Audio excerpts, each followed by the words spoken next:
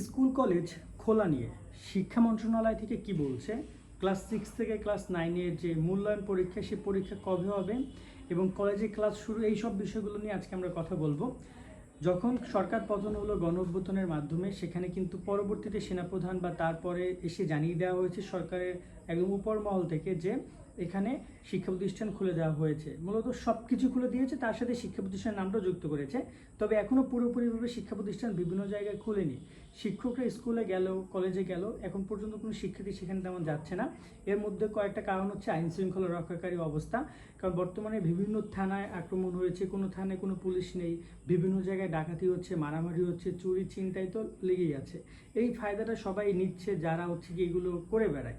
তো এই জায়গায় এসব কারণে অনেক নিরাপত্তা ইস্যুর কারণে অনেকেই বাসা থেকে বাসা অবস্থান করছে, কোথাও কোথাও যাচ্ছে না।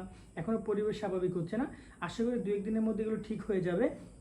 যখন এটা ঠিক হয়ে যাবে তখনই পুরোপুরিভাবে শিক্ষা মন্ত্রণালয় থেকেও এই ব্যাপারটা নিয়ে তারা কথা বলবে।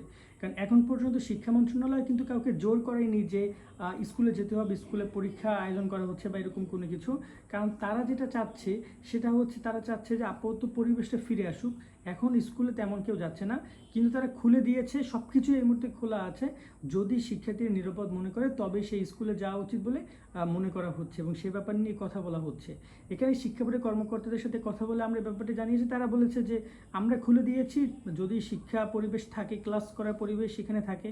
যেমন শহর এলাকায় অনেক জায়গায় ক্লাস করার পরিবেশ নেই, কিন্তু গ্রাম পর্যায়ে আরামসে সবাই ক্লাস করছে, স্কুলে যাচ্ছে শিক্ষার্থীরা, শিক্ষকরা। তো তাদের ব্যাপারটা পুরোপুরি আলাদা এই জায়গায়। আর এখানে যে ক্লাস 6 থেকে ক্লাস 9-এর যে মূল্যায়ন পরীক্ষা, যেখানে কয়েকটা পরীক্ষা বাকি রয়েছে, সেই পরীক্ষা কবে হবে এমন প্রশ্ন আমরা করেছিলাম। তারা বলছে যে পরীক্ষা হতে অনেক সময় লাগবে, বিভিন্ন জায়গায় প্রশ্নপত্র পাওয়া যাচ্ছে না, বিভিন্ন জায়গায় দেখা যায় যে প্রশ্নপত্র নিয়ে সমস্যা হচ্ছে। আর তারা চিন্তাভাবনা করে আর কীভাবে সিদ্ধান্ত নেবে। তবে এই হুটহাট করে যে 2-1 দিনের মধ্যে পরীক্ষা হবে এমনটা কিন্তু ভাবা ভুল। হয়তোবা দেখা যায় যে সামনের সপ্তাহে এসে এ ব্যাপারে একটা সিদ্ধান্ত আসবে যে এই মূল্যায়ন পরীক্ষার বাকি বিষয়গুলো কবে হবে। তবে ধারণা করা যাচ্ছে একটু সময় নিয়ে পরীক্ষাটা হতে পারে, হয়তোবা 1 সপ্তাহ থেকে 10 দিনের মতো করে সময় লাগতে পারে। এরপরে পরীক্ষা তারা নিয়ে নিবে। কারণ এখনও শিক্ষা পরিবেশটা ফিরে আসেনি। যখনই আইন শৃঙ্খলা অবস্থাটা স্বাভাবিক হয়ে যাবে, দেশের মানুষ নিশ্চিন্তে ঘুমাতে পারবে বা দেখা যায় যে সব কিছু স্বাভাবিক হচ্ছে, তখনই তারা পরীক্ষা নিয়ে চিন্তাভাবনা করবে। এই মুহূর্তে তারা পরীক্ষা নিয়ে কোনো চিন্তাভাবনা করছে না। কলেজের ক্লাস শুরু এবং অন্যান্য ক্লাস শুরু নিয়ে তাদের ওই একই মতামত যে কলেজ সব কিছু খুলে দেওয়া হচ্ছে। যেমন এখানে 8 আগস্ট একাদশ শ্রেণী ক্লাস শুরু হয়ে যাচ্ছে। সো যারা ক্লাসে যেতে পারবে তারা ক্লাস গেল, যারা না যেতে পারলে তারা বাসা অবস্থান করুক, নিরাপদে থাকুক।